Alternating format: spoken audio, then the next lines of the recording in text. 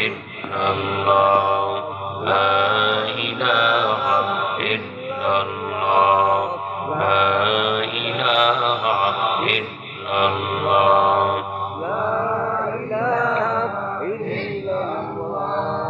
লা ইলাহা ইল্লাল্লাহ মুহাম্মাদুর রাসূলুল্লাহ سبحانك لا علم لنا إلا ما علمتنا إنك أنت العليم الحكيم رب اشرح لي صدري ويسر لي أمري واحلل عقدة من لساني يفقه قولي दिन की सूरज डूब रही है हम लोगों की सामने दिन की सूरज डूब रही है हम लोगों की सामने रोज महशर क्या जवाब है मुस्तफा की सामने रोज महशर क्या जवाब है मुस्तफा के सामने मुहम्मद ने आकर कुफ्र को मिटाया कुफ्र को मिटा सदाकत बताया कुफ्र को मिटा कर सदाकत बताया अल्हम्दुलिल्लाह চরদিগলদি ঈদগাহ জামে মসজিদ উন্নয়ন কল্পে ও যুব সমাজের উদ্যোগে আয়োজিত আজকের এই ইসলামী মহাসম্মেলনের মুহতারাম সম্মানিত সভাপতি সাহেব মুআজ্জাজ মুকাররম হযরত উলামায়ে কেরাম মুরব্বিয়ান আযম অত্র এলাকার ধর্মপ্রাণ মুসলমান ভাইয়েরা পর্দানশীন মা ও বোনেরা মহান রব্বুল আলামিনের আলিশান দরবারে লাখো কোটি শুকরিয়া আদায় করছি যে মহান রব্বুল ইজ্জতুল জালাল পৃথিবীর লাখো কোটি মুসলমানদের থেকে যাচাই বাছাই করে আমাকে আপনাকে আজকের এই মাহফিলে আসা বসার তৌফিক দিয়েছেন এজন্য শুকর আদায়ার্থে বলি আলহামদুলিল্লাহ আমি আপনাদের সামনে সূরা রহমান কয়েকখানা আয়াতে কারিমা তেলাওয়াত করেছি রাসূলের হাদিস থেকে হাদিস পড়েছি কোরআনে পাকের আলো হাদিসে পাকের আলোকে সামনে রেখে কিছু কথা বলবো আল্লাহ তাআলা আমাকে বলার আপনাদেরকে শোনার জন্য তৌফিক দান করুক আল্লাহ বলেন আর রহমান আল্লামাল কোরআন আমি আল্লাহ হলাম রহমান দয়ালু আল্লামাল কোরআন আমি আল্লাহ কোরআন শিখাইলাম কি শিখাইলাম কোরআন খলাকাল ইনসান আল্লাহ বলেন আমি আল্লাহ আগে কোরআন শিখাইলাম এরপরে খলাকাল ইনসান মানুষ বানাইলাম কোরআন শিখাইয়া আমি আল্লাহ মানুষ বানাইছি কি বানাইছি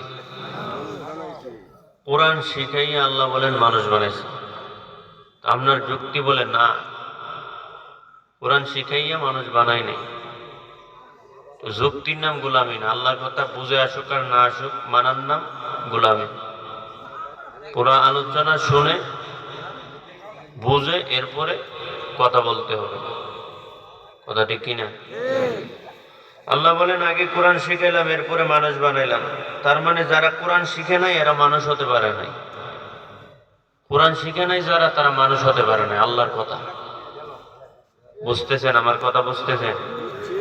যারা কোরআন শিখছে তারা মানুষ, আপনারা আস্তে কথা বলেন। যারা কোরআন শিখে নাই তারা মানুষ হতে পারে না। এজন্য সন্তানকে কোরআন শেখানোর দরকার আছে না নাই? নিজেরা শিখার দরকার আছে না নাই?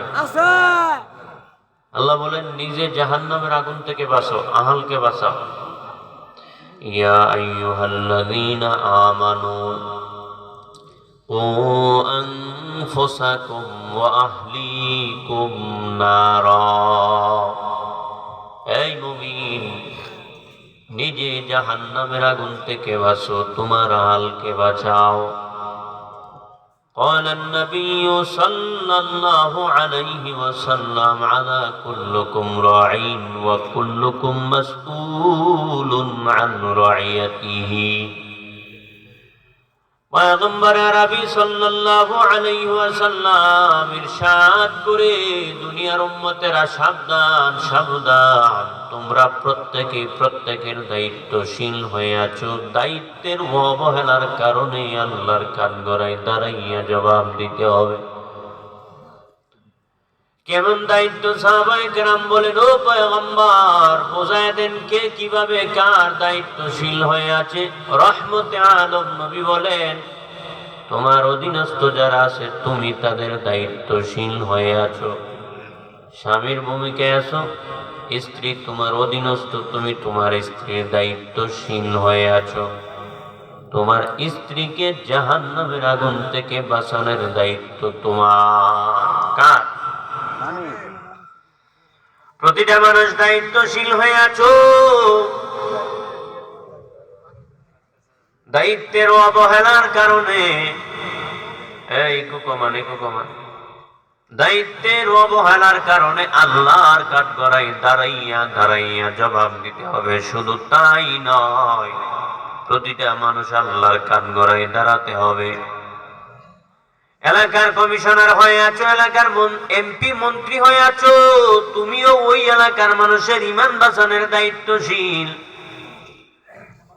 উলামায়ে হযরত যে এলাকায় বসবাস করে ওই এলাকার মানুষের ঈমান বাঁচানোর দায়িত্বশীল। আল্লাহ বলেন, বান্দা আমি আল্লাহ তোমারে এমনি বানাই নাই, এমনি অযথা বানাই নাই। আমি আল্লাহ তোমারে কান দিয়েছি, এই কানগুলো এমনি দেই নাই। আমি আল্লাহ তোমার জবান দিয়েছি, জবান এমনি দেই নাই। চোখ দিয়েছি, চোখ দুইটা এমনি দেই নাই। আমি আল্লাহর কাঠগড়ায় দাঁড়াইয়া হাতের হিসাব হবে, কানের হিসাব হবে, জবান দিয়া হিসাব হবে। জবান দিয়া কি কথা বলেছো?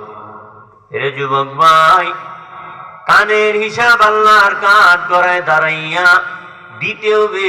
কান দ্বারা কি গান বাজনা শুনছো কিনা, না কোরআনের তেলাওয়াত শুনছো, আলেমদের কথা শুনছো? জবাব আল্লাহর কাঠগড়ায় দাঁড়াইয়া দিতে হবে। দুনিয়ার আদালতে যেমন মামলা হয়ে যায়, সাক্ষী ছাড়া যেমন বিচারক ফয়সালা দেয় না, যদিও সাক্ষী এমন সাক্ষী ঘুষ দিয়া দাঁড় করাইয়া দেয়, ঘুষ দিয়া দাঁড় করাইয়া এরপরেও সাক্ষীর মাধ্যমে ফয়সালা দেয়, মানুষ যেন বোঝে যে সাক্ষী আছে। এমন দুর্নীতিবাজ আছে না নাই? দুনিয়ার আদালতে যেমন সাক্ষী ছাড়া ফয়সালা হয় না, আমার আল্লাহর আদালতেও সাক্ষী ছাড়া বিচারের ফয়সালা হবে না। সাক্ষীদের মধ্য থেকে তোমার অঙ্গ প্রত্যঙ্গ প্রথম সাক্ষী দিবে, রাত সাক্ষী দিবে। আল-ইয়াওমা নাখতিমু আলা আফওয়াহিহিম ওয়া তুকাল্লিমুনা আইদিহিম ওয়া তাশহাদু আরজুলুহুম বিমা কানু ইয়াকসিবুন।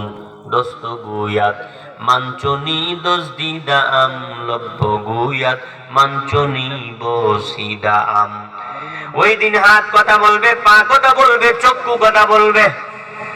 ইয়াওমা লা তামলিকু নাফসুন লিনাফসিন শাইআও ওয়াল আমরু ইয়াওমাইযিন লিল্লাহ। ওই দিন কেউ কারো বিন্দু থেকে বিন্দু পরিমাণ সুপারিশ করবে না, সুপারিশ কাজে আসবে না। আজকে তো ছেলে অভাবে পড়লে বাবা সাহায্য করে, ভাই অভাবে পড়লে বড় ভাই টাকা দিয়ে দেয়, বন্ধু বান্ধবের কাছ থেকেও তুমি টাকা পয়সা আনতে পারো। কিন্তু সামনে এমন একটা জগৎ, ওই জগতে কোনো কেউ কাউরে সুপারিশ করবে না। যেদিন ফয়সালা দেনের মালিক দুনিয়ার কেউ হবে না, একমাত্র আমার মালিক ফয়সালা দিবে। এজন্য পয়গম্বর আরবি সাল্লাল্লাহু আলাইহি ওয়াসাল্লাম বহু বছর আগে ইরশাদ করেছে, রে আদম সন্তান, 5টা প্রশ্নের জবাব না দেওয়ার আগ পর্যন্ত আদম সন্তান একটা কদম আগাইতে পারবে না। কয়টা প্রশ্ন জোরে বলেন? 5টা প্রশ্নের জবাব আল্লাহর কাঠগড়ায় দাঁড়াইয়া দিতে হবে রে ভাই। 1 নাম্বার প্রশ্ন করা হবে, আল্লাহ বলবে, রে গোলাম, আমি আল্লাহ 50 বছর 60 বছর 70 বছর হায়াত দিছি, দেই নাই? আমি আল্লাহ 50 বছর 60 বছর 70 বছর হায়াত দিলাম, এই হায়াতটা তুমি কোথায় কাটাইছো? জবাব দাও। এর বান্দা দাড়িগুলো সাদা হয়ে গেল,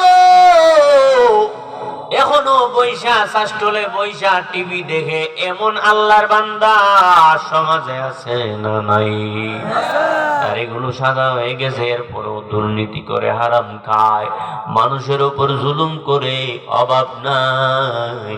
আল্লাহ বলেন 1 নাম্বার, পয়গম্বর বলেন আল্লাহর কাঠগড়ায় জবাব দিতে হবে 60 বছর 70 বছর হায়াত বান্দা তুমি কোথায় কাটাইছো? আমি আল্লাহর কাছে জবাব দাও।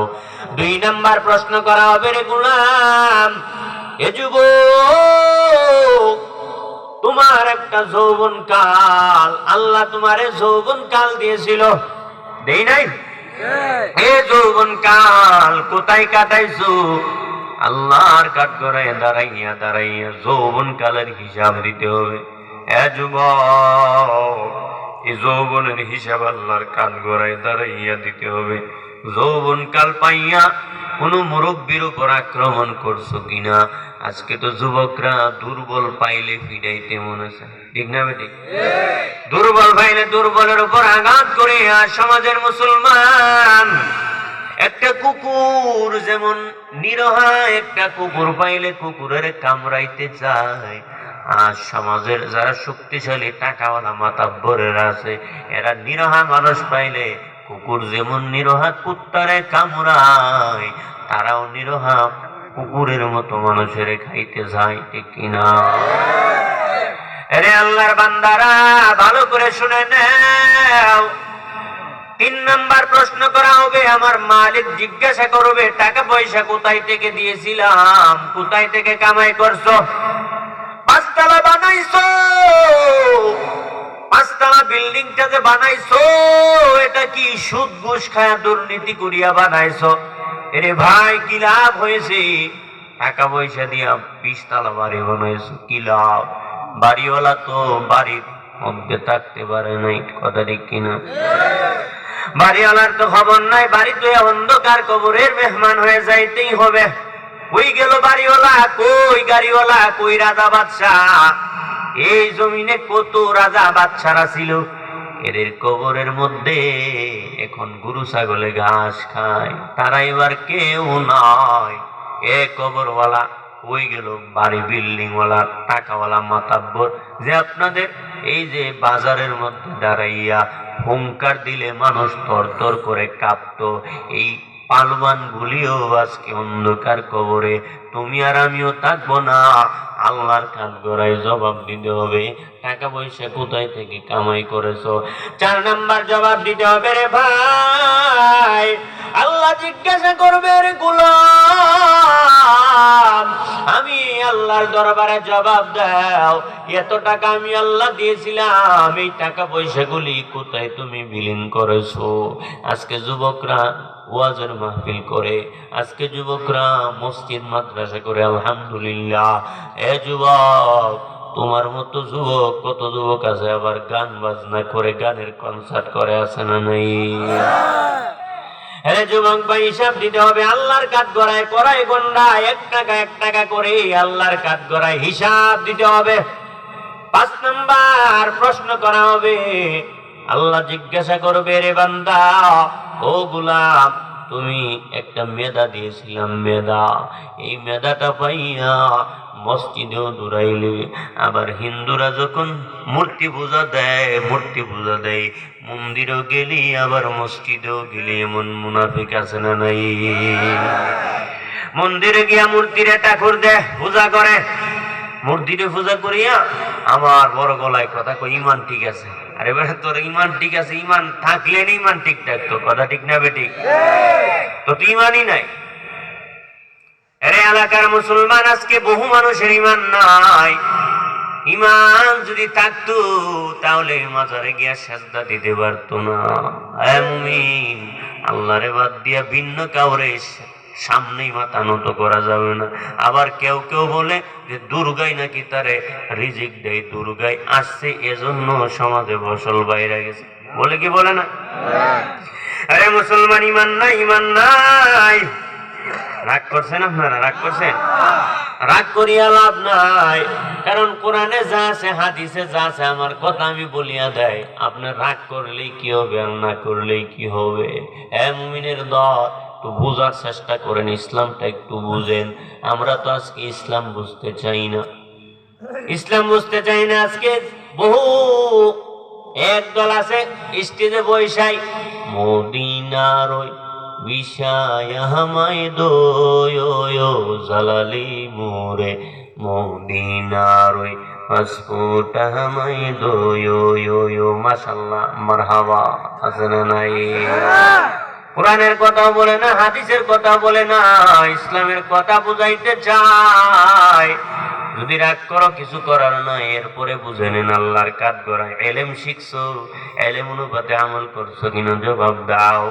আল্লাহর কাজ করায় এই 5টা প্রশ্নের জবাব না দেওয়ার আগ পর্যন্ত উম্মতেরা একটা কদম আগাইতে পারবে না। এরে উম্মত, একটু ভালো করে শুনে নেন রে উম্মত। এরে যুবক, রবিউল আউয়াল আসলে একদল স্লোগান দেয়, বিশ্ব নবীর আগমন, শুভেচ্ছা, স্বাগতম, সকল ঈদের বড় ঈদ, ঈদে মিলাদুন নবী। একদল আছে না নাই?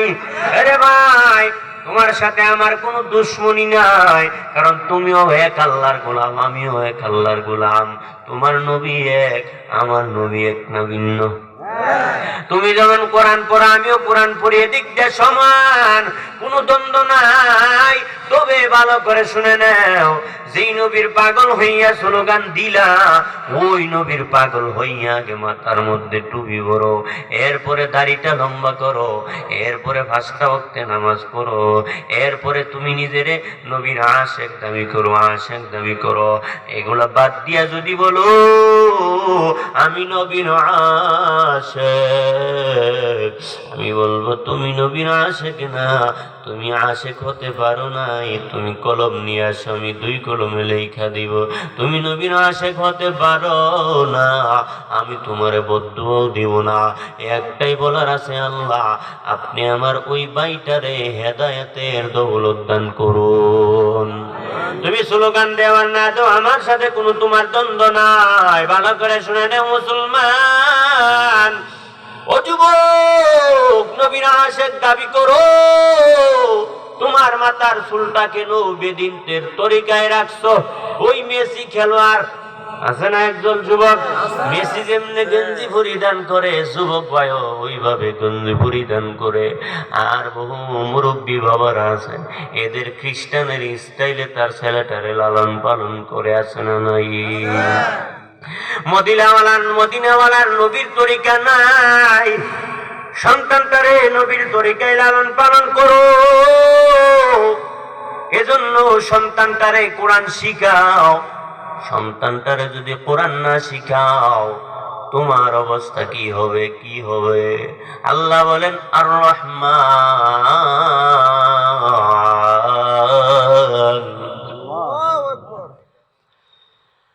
আর রহমান আল্লামাল কুরআন খালাকাল ইনসানা আল্লামাহুল বায়ান।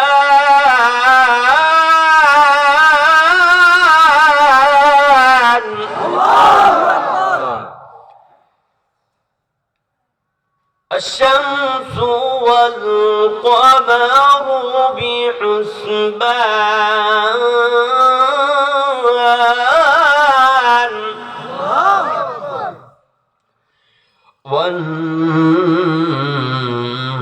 والنجم والشجر يسجدان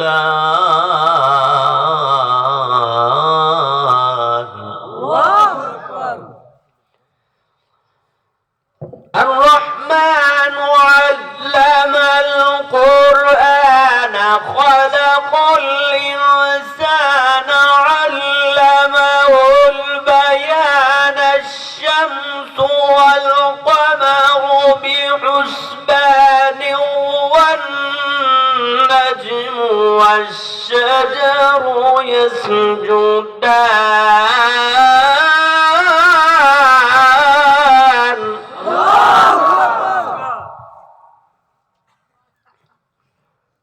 والسماء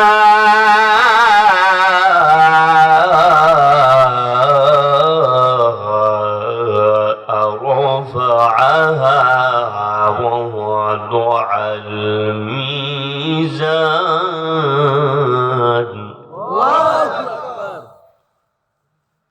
والأرض وضعها للأنام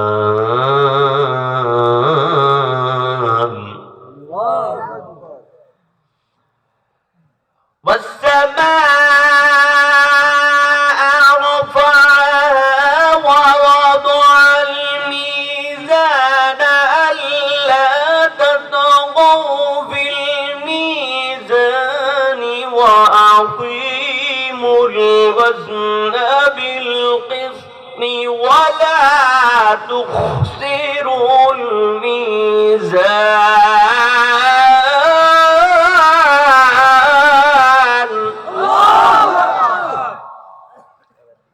والأرض وضعها